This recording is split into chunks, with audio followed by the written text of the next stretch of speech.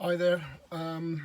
Listen, I've been thinking about this like for the last few days, trying to put words together and trying to do it like the best way and trying to like do things correctly, so I try not to offend people and whatever not. But I think what I want to do right now is just explain something like in the best way, from obviously from my point of view.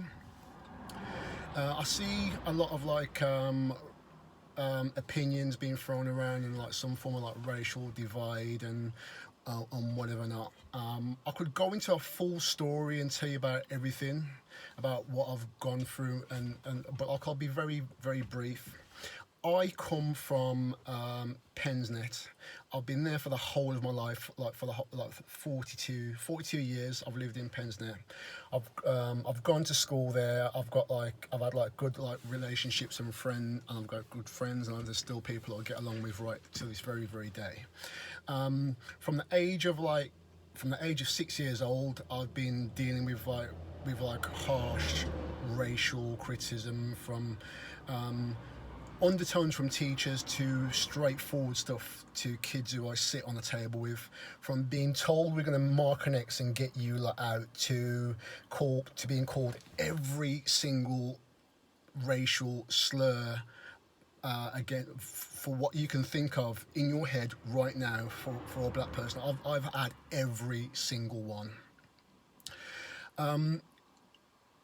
Being a black kid growing up in my area, the only black boy of anyone to look like me, I quickly realised that I can't fight everyone, I can't argue with everyone because it became tiring. So what I did, I created a defence mechanism, and that mechanism was just be nice, extra nice to people, and then they won't be horrible to you. And even when I didn't start anything and people would say stuff to me, I just still had to be extra nice and not argue and not put my point of view across, because a lot of time it was just like sticks and stones, and just forget it, it's just words. But like those words over the years are still hurtful even till this very day. As much as like I've heard it all before, they're still hurtful. And like I can go into my memory bank and tell you from every year, from being spat at, being slashed in Pensnet on my hand with a knife from somebody calling me something, walking to school down Chapel Street. Like obviously when I mention like road names, people understand or know what I'm talking about. Leaving from my house every day, walking from Chapel Street to St Mark's School and dealing with somebody calling me something, and then coming back home and then somebody calling me something. But I was not allowed to vent my frustration. So that's what I mean by it got tiring, to the point where they'd call me something and I would just basically just go, here we go again, I've heard it all before.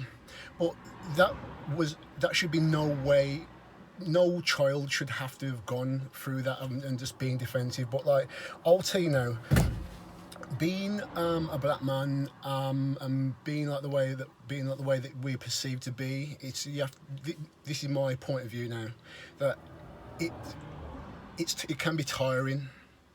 But then you get to a stage, I'm sick of being tired. So we just crack on and we hear more little jokes and we say, no offence, and I've got black mates and John's my mate and he's okay, and like, you know what, we always have a laugh and a joke, but like the laugh and the joke is always used to be loosely based around my colour or my hair or something like this. And just because I didn't say anything back, it didn't mean that like it didn't hurt me, or I wasn't touched in any way. What's going on now, and like obviously like I'm at a stage where like I'm not really surprised by people's actions. I'm probably more surprised when people show humanity and kind towards each other. And I think like, just with anything, is if you do it for long enough, you get well rehearsed and you're well practiced to put to the point it becomes part of you. So Me, I think I've done this. I've been like cool with people. I've been like nice to people for so long, and like it's something which it brings pleasure with me. I love helping people. I love talking to people. Don't really care where you come from or what you do, but like I think the thing, what I'm trying to say is like I've done that defensive thing for so long to the point it's just well ingrained into me. I've been, as I said, like I've been racially abused to like the highest degree in my own area and to the area which I still call home. And like there's plenty of people within my street who know me, who've seen me from riding my bikes and riding around as a kid in my street. And and there's, as I say, there's people like who have got like the greatest respect for my family and respect theirs back. But no one has like really ever stopped to ask, well, how do you feel after someone said something? Because like we're so well rehearsed at not really replying back, and the only reason why I don't reply back is because I know that like, or when I don't say nothing, because people say, oh, here we go again, here we go again. So when you're continuously telling someone that there's a problem and then you don't get no help, you get to a stage where, well, as I say, there's no point saying anything anymore. But like now, I'm at a standpoint where, and I say I'm seeing things now, where people are saying, oh, what they're going on about again, oh, this racial thing. And it's, obviously this Black Lives Matter thing is not just about the guy who got killed in America by the other police officer. It's like, do you know what it feels like to see black men and black women be killed so regular to the point where it's normal?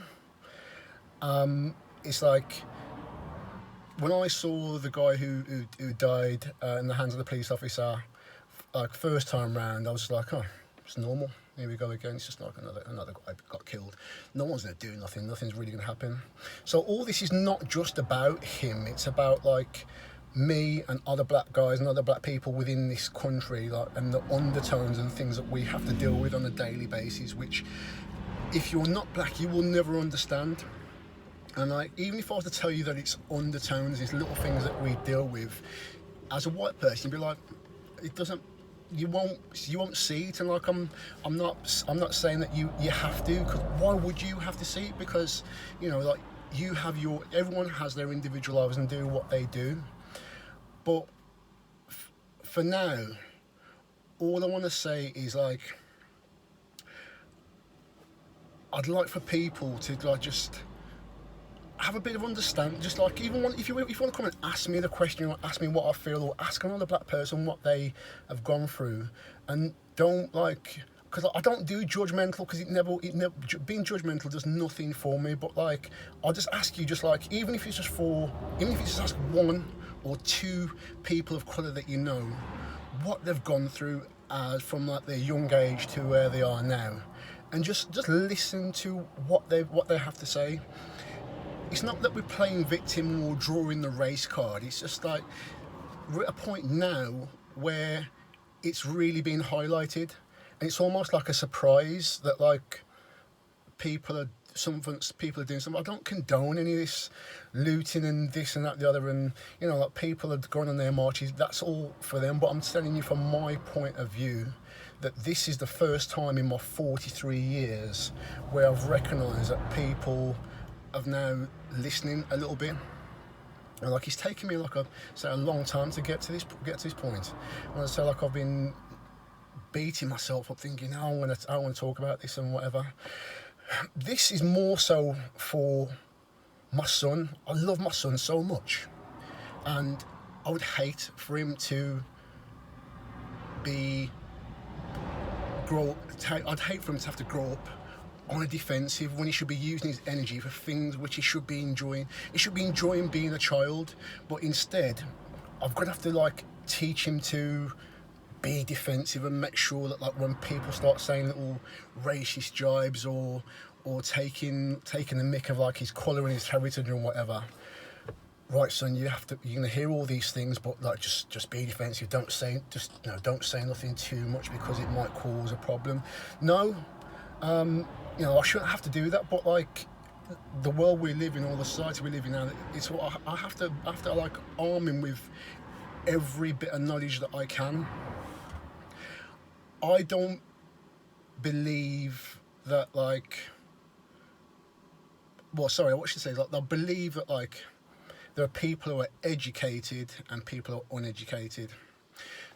There are some people, like this, believe this or not, yeah, I have people on my Facebook page right now who I've known from the age of 6 and 7, who I know for a fact that they have called me a racist name. They've been horrible to me, and I actually told a friend of mine that like, yeah, I've got people on my Facebook page who racially abused me when I was a kid, and they were horrible towards me, and he found it bizarre.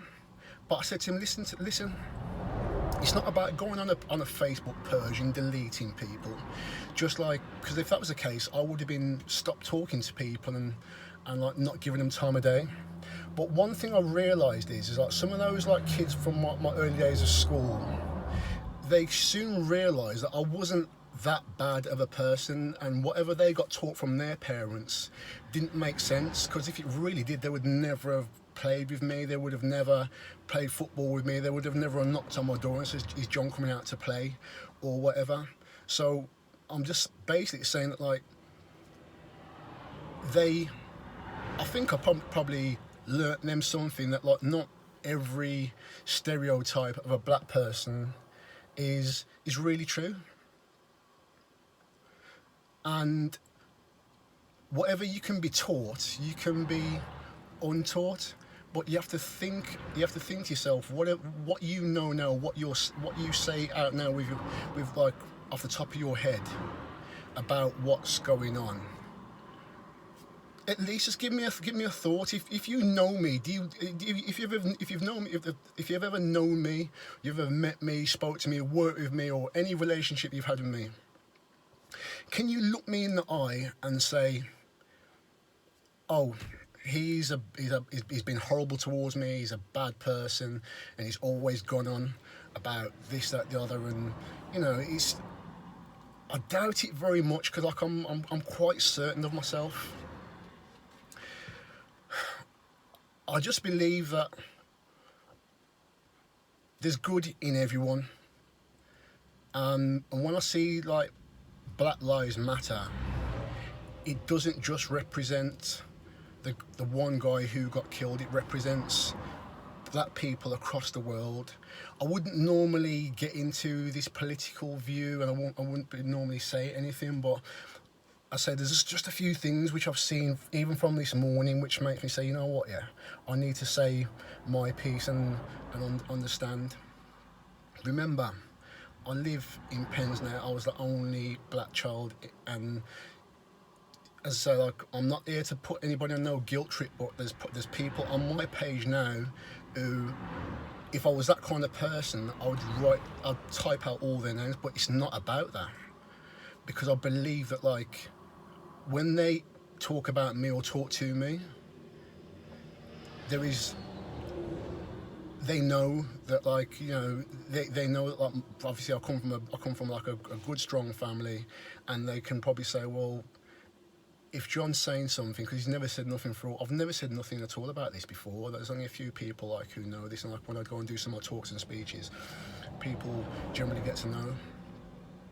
And you know, like as I say, the place where I come from, there are some really good people, and people like I've always got time for, and they've always got time for me. And like, you know, like I say, like I lived on Milton Street, which I always used to say, which is the roughest street in Pensnet. But like that, on that Milton Street, I had like some good memories. But it was kind of strange that like you could go like 4 or 5 streets down, or even another street down, and like people who did not know me, or didn't have the time, or didn't see me every day, they found it quite easy just to racially abuse me and say stuff. But like, it was probably some of the people on Milton Street who made me feel like, you know what, yeah, not everyone's bad. And you know, and like I say, all the kids that I've played with from when I was a kid, when we used to play on Tennyson Street and Chapel Street and Albert Street, and my good friends like Darren and Richard and Alan Price and all those guys used to come and see me all the time. So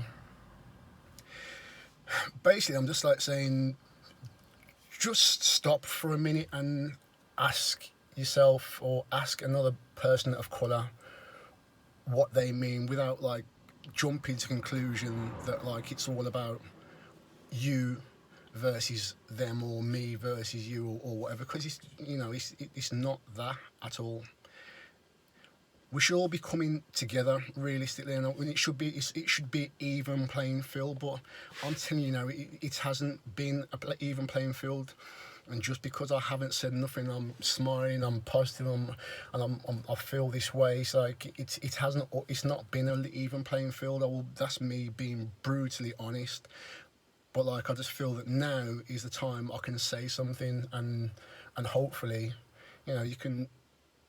Yeah, that's it. I can only say what I'm saying, and like, if one or two people get to hear this or see this, and then they can get something from it, great, because that's where it starts from. I'm not looking to change the world. I'm just like looking for a few people to just understand a little bit and not be so judgmental, because like, I've realised that being judgmental doesn't really help. Personally, in my situation, the less judgmental I am, the more I get to find out.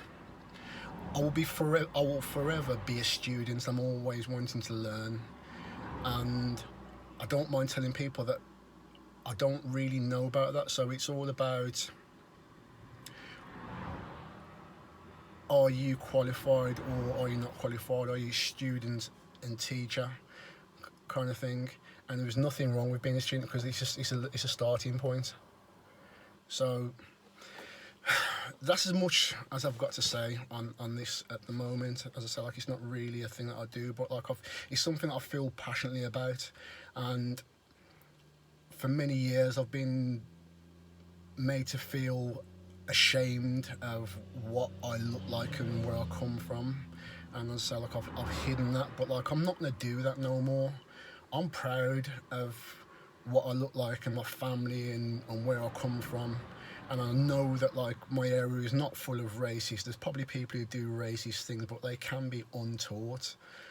But all I'm saying is just stop and listen for a bit and go from there. Have a conversation, talk to people.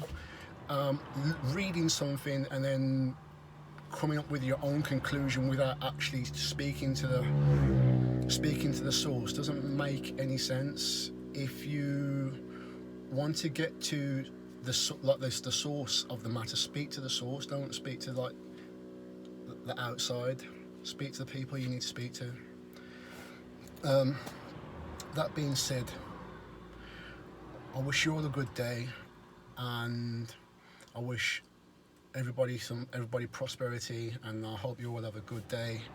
And as I say, like, I know like I've rambled on a bit. It's like nearly 20 minutes into this, but like, as I say, it's just the way I feel about this right now. So, you know, it's not about divide. It's about bringing together and just listening to one another for a minute without too much judgment. Listen, have a good day. See you all soon.